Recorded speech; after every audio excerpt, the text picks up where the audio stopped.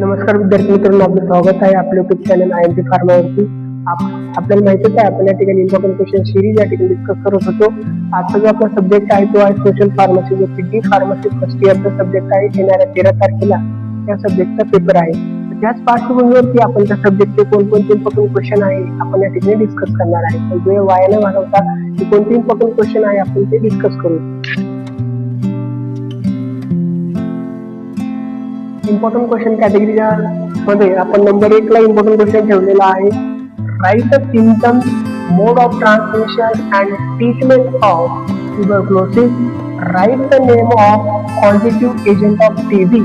तुम्हाला काय करायचं आहे, सिम्पटम्स आणि मोड ऑफ ट्रान्समिशन लिहायचं आहे आणि ट्रीटमेंट बद्दल लिहायचं आहे. कशाच्या? TBच्या. आणि पॉझिटिव्ह ऑर्गॅनिझम कोणता आहे ज्याच्यामुळे आपल्याला TB होते त्याचं नाव सुद्धा मेन्शन करायचं क्वेश्चन नंबर 1 च्या आन्सर मध्ये. क्वेश्चन नंबर 2 जो इम्पॉर्टंट कॅटेगरी मध्ये आहे, define pharmacoeconomics, explain the importance or benefits of फार्माकोइकॉनॉमिक्स.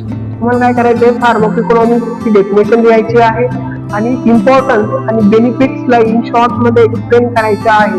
Okay, फार्माकोइकॉनॉमिक्सच्या 3 नंबरचा जो इम्पॉर्टंट क्वेश्चन आहे तो आहे, enlist the various determinants of health and explain any 3 example. तुम्हाला काय करायचं आहे, इनलिस्ट करायचं आहे व्हेरियस डिटर्मिनंट्सला आणि एक्सप्लेन करायचं एनी 3 डिटर्मिनंट्सला इन डिटेल मध्ये with example. Okay.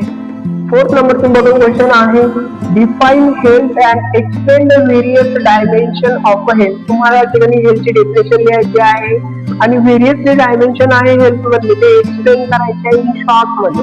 Question number 5 तो इम्पॉर्टंट कॅटेगरी मध्ये आहे, explain a role of pharmacist in a national health program. तुम्हाला क्वेश्चन नंबर 5 च्या आन्सर मध्ये फार्मासिस्टचा काय रोल आहे नॅशनल हेल्थ प्रोग्राम मध्ये ते इन शॉर्ट मध्ये एक्सप्लेन करायचं आहे. क्वेश्चन नंबर 6 इम्पॉर्टंट कॅटेगरी मध्ये आहे बघा, enlist all ongoing national health program in India and explain anyone. तुम्हाला काय करायचं, इंडियामध्ये जे नॅशनल हेल्थ प्रोग्राम सध्या रनिंग आहे, ऑन गोइंग आहे, ते इनलिस्ट करायचे आहे आणि त्यापैकी कोणताही एक प्रोग्राम डिटेल मध्ये एक्सप्लेन करायचा आहे. 7 नंबरचा इम्पॉर्टंट क्वेश्चन आहे, what are the FIP development goals, when was it launch. FIP चे डेव्हलपमेंट गोल काय आहे आणि FIP केव्हा लॉन्च करण्यात आलेली आहे त्याबद्दल तुम्हाला क्वेश्चन नंबर 7 च्या आन्सर मध्ये राईट डाऊन करायचा आहे. क्वेश्चन नंबर 8 बघा इम्पॉर्टंट कॅटेगरी मध्ये, describe the stages of the demographic cycle and state objective of family planning. डेमोग्राफिकच्या कोणत्या वेगवेगळ्या स्टेजेस आहे त्या तुम्हाला या ठिकाणी डिस्क्राइब करायच्या आहे आणि ऑब्जेक्टिव्ह काय आहे फॅमिली प्लॅनिंगचे ते तुम्हाला इन शॉर्ट मध्ये स्टेट म्हणजे राईट डाऊन करायचे आहे.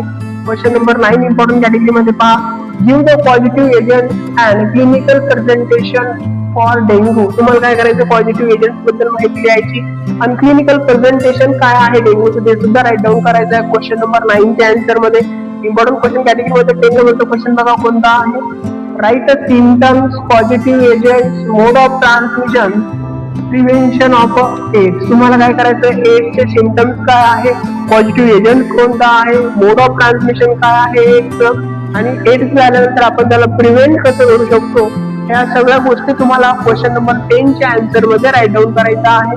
क्वेश्चन नंबर 11 कोणता आहे बघा, discuss the various solid waste disposal method. वेगवेगळ्या सॉलिड वेस्ट डिस्पोजल मेथड कोणत्या आहेत ते तुम्हाला डिस्कस करायचे आहे क्वेश्चन नंबर 11 च्या आन्सर मध्ये.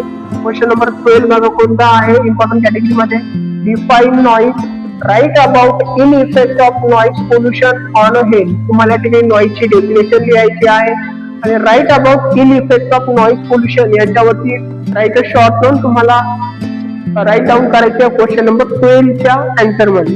क्वेश्चन नंबर 13 बघा, right a note on gram staining of bacteria.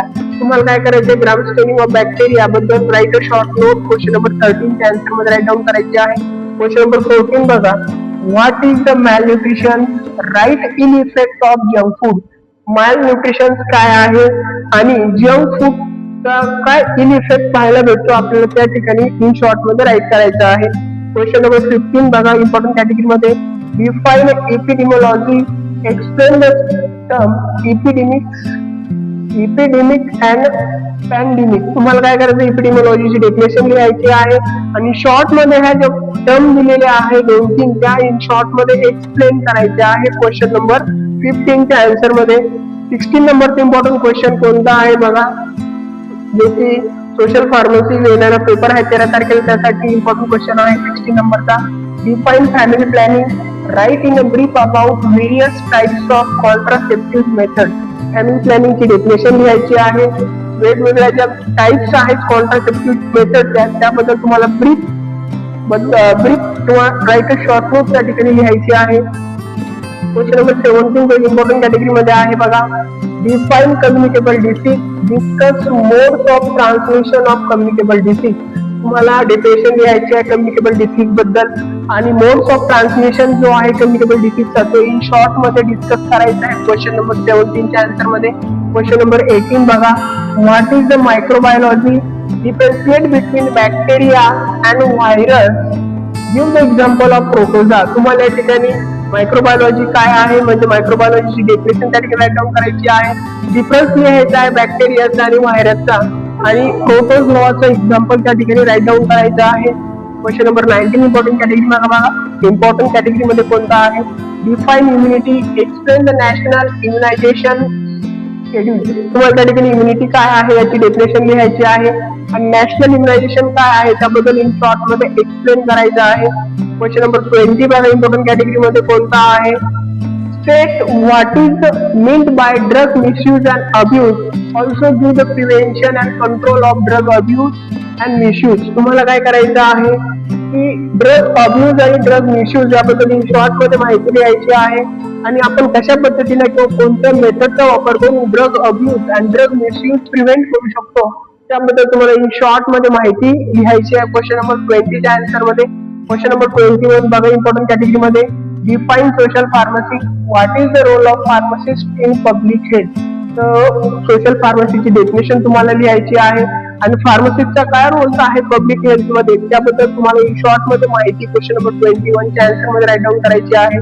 Question number 22 बघा, इम्पॉर्टंट कॅटेगरी मध्ये, state the positive agents and mode of transmission. या ठिकाणी वेगवेगळे डिसीज दिलेले आहे, तर तुम्हाला पॉझिटिव्ह एजंट्स माहिती असणं गरजेचं आहे आणि मोड ऑफ ट्रान्समिशन माहिती असणं गरजेचं आहे. कोणकोणते बघा, स्पीकिंग कप आहे, पोलिओ मायलिटिस त्याला आपण पोलिओ म्हणणार आहे, टिटेनस आहे, कोविड-19 आहे, फिलेरियासिस आहे, डिप्थेरिया आहे, सिफिलिस आहे आणि लेप्रोसी आहे. हे काही या ठिकाणी व्हायरसेस दिलेले आहेत. ओके, ज्याच्यामुळे तुम्हाला काय होत आहे, व्हायरस आहे ज्याचा पॉझिटिव्ह ऑर्गन कोणता आहे आणि मोड ऑफ ट्रान्समिशन काय आहे हे तुम्हाला माहिती असणं गरजेचं आहे. आपण या ठिकाणी जवळजवळ 22 क्वेश्चन सोशल फार्मसीसाठी काय केलेले आहे, इम्पॉर्टंट कॅटेगरी मध्ये ठेवलेले आहे. तुम्हाला हे 22 क्वेश्चन या ठिकाणी चांगल्या पद्धतीने प्रिपेअर करून जायचं आहे. एवढे क्वेश्चन तुम्ही चांगल्या पद्धतीने प्रिपेअर केले तर मी तुम्हाला खात्री देतो तुमचा मॅक्झिमम पेपर यामधून कव्हर होणार आहे. येणाऱ्या 13 तारखेला तुमचा ह्या सब्जेक्टचा पेपर होणार आहे, त्यामुळे आतापासून तयारी लागायचं आहे. त्या क्वेश्चनची जी पीडीएफ आहे ती तुम्हाला आपल्या टेलिग्राम चॅनलवरती भेटेलच. तुम्हाला काय करायचं आहे, त्याला टाइम लागू शकतो, पीडीएफ चा आन्सर प्रिपेअर वगैरे करायला थोडा टाइम लागतो. त्यामुळे तुम्हाला काय करायचं, पूर्ण व्हिडिओ पाहून घ्यायचा. व्हिडिओ पाहत असताना जे क्वेश्चन आम्ही सांगत ते राईट डाऊन करून घ्यायचे आणि आन्सर तुम्ही स्वतः प्रिपेअर करायला सुरुवात करायची, जेणेकरून तुमचा जो टाइम आहे तो चांगल्या पद्धतीने तुम्ही यूज करू शकाल. आम्ही तुम्हाला पीडीएफ दिल्यानंतर कमी वेळ राहणार आहे, कमी वेळेमध्ये तुम्ही 22 क्वेश्चन कसे कव्हर करू शकता. त्यामुळे तुम्ही जर आमची पीडीएफ येईपर्यंत जे 22 क्वेश्चन आहेत त्यातले जर हाफ क्वेश्चन कव्हर केले तर तुमच्यावरती जास्त लोड येणार नाही. त्यामुळे तुम्हाला काय करायचंय, मॅक्झिमम क्वेश्चनचे आन्सर स्वतः प्रिपेअर करायचे आहे. प्रिपेअर झाल्यानंतर ते चांगल्या पद्धतीने रीड आउट करून जायचं आहे. व्हिडिओ जर आवडला असेल आपल्या व्हिडिओला लाईक करा. तुमचे जे क्लासमेट असेल, वर्गमित्र जे आहेत त्यांच्यापर्यंत व्हिडिओ पोहोचवा, म्हणजे शेअर करा आणि चॅनलला सबस्क्राईब करायला विसरू नका. तुम्ही जर सबस्क्राईब केलं तर आम्हाला मोटिवेशन भेटतं आणि आम्ही आणखी वेगवेगळे कंटेंट तुमच्यासाठी अपलोड करत राहू. तर थँक्स फॉर वॉचिंग.